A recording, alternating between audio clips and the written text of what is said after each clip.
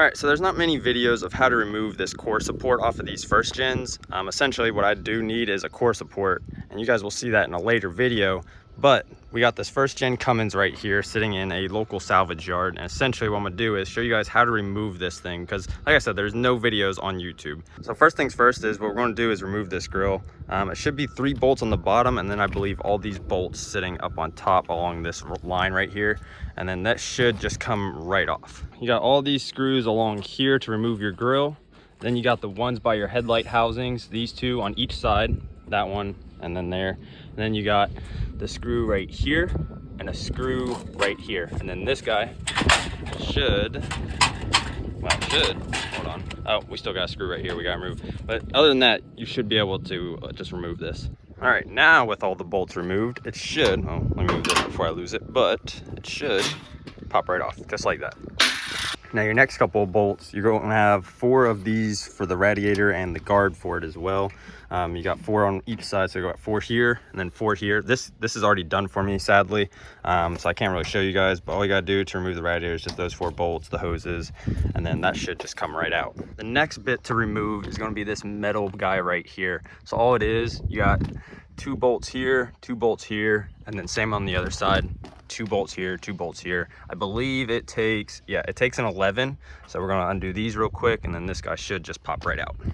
And with all 8 bolts removed, this guy, oh, nope, you do have another one right here. I totally forgot about that. That one's just for your cross, I'm gonna call it a cross member. I know that's not the right term, but you just got this other bolt. So let me remove that, and then this guy should be out as well. And yoink, yep, easy peasy, just like that. With all that removed, we're gonna start getting into the fun part. So the next bolts here, you got all of these bolts lined up. I believe they're also 11s. So we're gonna remove all of these on each side. Same on this side here, got all these. So let's remove those real quick, and then we'll get more deep into it. These are 11 millimeters. You got 4 of them on each side. Same over here, 11 mil. And then you got these 2 up here that you gonna have to remove. And then another 2 over here. These guys are already missing, so it looks like we only have 1 on each side, but we gotta remove those as well. Now, these bolts were a pain in my ass, I will not lie. This one had some random jerry-rig job. This one over here had the bottom little bracket right here snapped on me, so that was kind of fun to take that off. But now that that's done, what I'm gonna do is take off. Looks like this was an automatic, so we got the trans cooler, and then we got your AC condenser, so we're gonna remove those as well. Now these were 11 millimeters, but they didn't seem factory. So there's 4 on the AC, or 4 in total on the AC condenser, 2 on each side. Then as for the trans cooler, you got 1 right here, 1 right here, and then another 1 right here. These guys should, since it's already done and unplugged for me, just come right off. So now we're getting into the fun stuff. So you got bolts. You should have 3 bolts right here. It looks like most of them have been removed, but you have 1 right here, another 1 right here. I think there's 1 right here. I can't remember exactly. I think another 1 right here. So you got all that on the bottom end of this side. I think these are also 11 millimeters. So you got to undo all of these bolts on both sides here and over there. Now the next bolts are a bit of a pain in the ass, I will not lie. You got these bolts up here.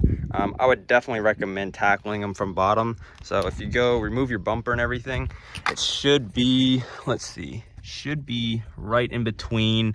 I would assume you'd call this a control arm. I'm gonna call it a control arm. It'd be like back up and in there. So you can see that, that's an 18. You got that one on that. And then over here, same location, right up and in there. I don't know if you guys will be able to see it or not. But yeah, we gotta remove those, and they are never fun. Those bolts actually did not give me trouble, surprisingly. Now, on my other 2 trucks, they did.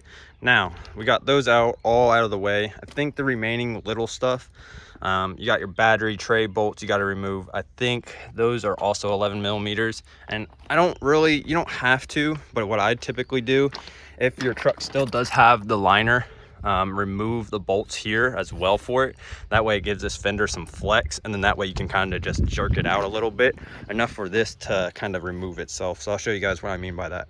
And just like that, it is honestly out. It's not really that hard, though I will admit, these little bolts right here tend to get hung up on the fender. So what I would recommend doing, grab you a flathead and kind of just pry because they'll hang up right here. Just pry out on it like this or the opposite way. It won't hurt it, but it usually gets hung up right in there. And then that way you can just push this fender out a little bit, enough for it to move out as well. Same on the other side, you can do the exact same. But yeah, honestly, super easy, not that hard. But I'm gonna remove the headlight housings real quick and hopefully put it on my first gen. So hopefully this helped you out quite a bit, because I know I couldn't find any videos and it took me like 2 hours to get this done.